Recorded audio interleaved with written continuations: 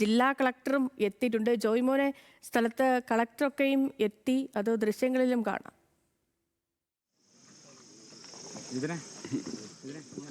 സേതു, നമുക്കൊരു ദൃശ്യങ്ങൾ കാണുന്ന പോലെ തന്നെ കളക്ടർ ഇപ്പോൾ സംഭവ സ്ഥലത്ത് എത്തിയിട്ടുണ്ട്. അതായത് ഇന്നത്തെ പരിശോധന അല്ലെങ്കിൽ ഇന്നത്തെ പോലീസിൻ്റെയും മറ്റു സേനാംഗങ്ങളുടെ പ്രവർത്തനം എങ്ങനെയായിരിക്കണം എന്നുൾപ്പെടെയുള്ള കാര്യങ്ങൾ വിലയിരുത്താനും അതിനുവേണ്ട നിർദ്ദേശങ്ങൾ നൽകാനും അത് ഏകോപിപ്പിക്കാനും കൂടിയാണ് കളക്ടർ ഇപ്പോൾ സംഭവ സ്ഥലത്ത് എത്തിയിരിക്കുന്നത്. ഇന്നലെ തന്നെ കളക്ടർ ആവശ്യമായ നടപടിക്രമങ്ങൾ അല്ലെങ്കിൽ ഈ കൃത്യമായ ഈ പരിശോധനകളും ബാക്കി രക്ഷാപ്രവർത്തനത്തിനുമൊക്കെ നേതൃത്വം നൽകാനായിട്ടുള്ള നിർദ്ദേശങ്ങളുമായി ഇന്നലെ മുതൽ ഉണ്ടായിരുന്നു. അപ്പോൾ ഇന്ന് വീണ്ടും അദ്ദേഹം വീണ്ടും ജില്ലാ കളക്ടർ സ്ഥലത്ത് എത്തിയിരിക്കുകയാണ്.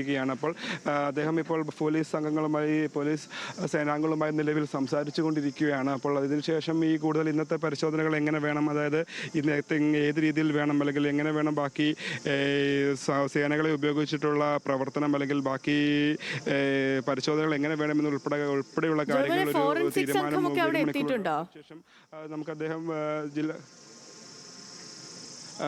നിലവിൽ ഫോറൻസിക് സംഘം ഒന്നും ഇവിടെ എത്തിയിട്ടില്ല. ബാക്കി പോലീസിൻ്റെ സജ്ജീകരണങ്ങളൊക്കെ എത്തിയിട്ടുണ്ട്. അപ്പോൾ ഒരു 8 മണിയോടുകൂടിയായിരിക്കും ഫോറൻസിക് സംഘം സ്ഥലത്തേക്ക് എത്തുക. അതിനുശേഷമായിരിക്കും പരിശോധനകൾ ആരംഭിക്കുക. അപ്പോൾ നമ്മൾ നേരത്തെ ഈ സന്നദ്ധ പ്രവർത്തകരോട് സംസാരിച്ചപ്പോൾ ഈ ഫോറൻസിക് സംഘം എത്തി അവരുടെ പരിശോധനകളിൽ സാമ്പിളിംഗ് ഉൾപ്പെടെയുള്ള കാര്യം ശേഖരിച്ചതിന് ശേഷം മാത്രമായിരിക്കും ഈ സേനാംഗങ്ങൾ ഉൾപ്പെടെയുള്ള, അതായത് ഈ സന്നദ്ധ സംഘടനയിലെ പ്രവർത്തകർ ഉൾപ്പെടെ ഈ രക്ഷാപ്രവർത്തനം അല്ലെങ്കിൽ ഈ പരിശോധനകളൊക്കെ ഭാഗമാകുക. അപ്പോൾ ആ സാമ്പിളിങ്ങിനുള്ള സംഘം എത്താനുള്ള ഒരു കാലതാമസം മാത്രമല്ല, അവർ വരും മണിക്കൂറിൽ തന്നെ എത്തിച്ചേരും. നിലവിൽ ബാക്കിയുള്ള ആവശ്യമായിട്ടുള്ള അല്ലെങ്കിൽ ബാക്കി പരിശോധനയ്ക്ക് ആവശ്യമായ K9 യൂണിറ്റ് ഇപ്പം നമ്മൾ 3 ഡോഗ് സ്ക്വാഡുകളായിരിക്കും എത്തിക്കുക എന്ന് പറഞ്ഞിരിക്കുന്നത്. അതിൽ 2 ഡോഗ് സ്ക്വാഡുകൾ എത്തിയിട്ടുണ്ട്. ഒന്ന് കൊച്ചിയിൽ നിന്നും ഒന്ന് ഇടുക്കിയിൽ നിന്നും ഡോഗ് സ്ക്വാഡ് എത്തിയിട്ടുണ്ട്.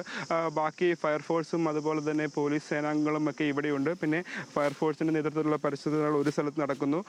കടാവർ നായകൾ ഉപയോഗിച്ചുള്ള പരിശോധനയും നടന്നിരുന്നു. പിന്നീടായാലും ഇപ്പോൾ ഡ്രോൺ ഉപയോഗിച്ചുള്ള പരിശോധനകൾ പലയിടങ്ങളിലായിട്ട് നടക്കുന്നുണ്ട്. പിന്നെ ഓരോ പാടത്തെ ഓരോ മേഖലയിലായിട്ട് ഈ പോലീസ് സേനയും മറ്റ് സേനാംഗങ്ങളെയും വിന്യസിപ്പിച്ചിട്ടുണ്ട്. അപ്പോൾ നിലവിൽ ഈ DNA സാമ്പിൾ ശേഖരിക്കാനുള്ള DNA പരിശോധനയ്ക്ക് ആവശ്യമായിട്ടുള്ള സംഘം എത്തി അവരുടെ പരിശോധന വരും മണിക്കൂറിൽ തന്നെ ഉണ്ടാകും. എന്തായാലും നിലവിൽ ഇപ്പോൾ ജില്ലാ കളക്ടർ ഉൾപ്പെടെയുള്ളവർ, നമ്മൾ നേരത്തെ SP വരുന്നത് കണ്ടു. അതിനുശേഷം ജില്ലാ കളക്ടർ ഇപ്പോൾ സ്ഥലത്തെത്തി.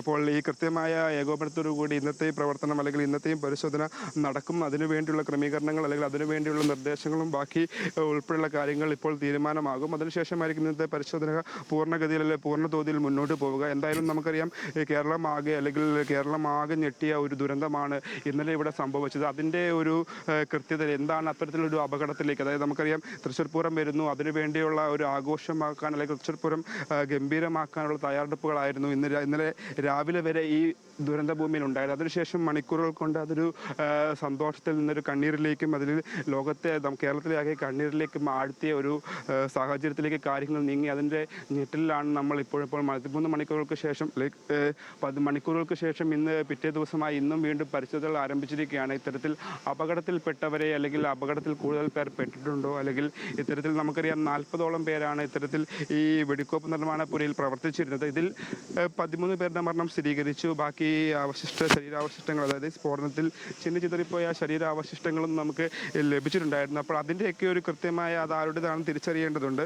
അപ്പോൾ ഈ സ്ഫോടനത്തിൻ്റെ തീവ്രത നമുക്ക് വ്യക്തമാക്കുന്ന ദൃശ്യങ്ങളൊക്കെ നമ്മൾ ഇന്നലെ കണ്ടിരുന്നതാണ്.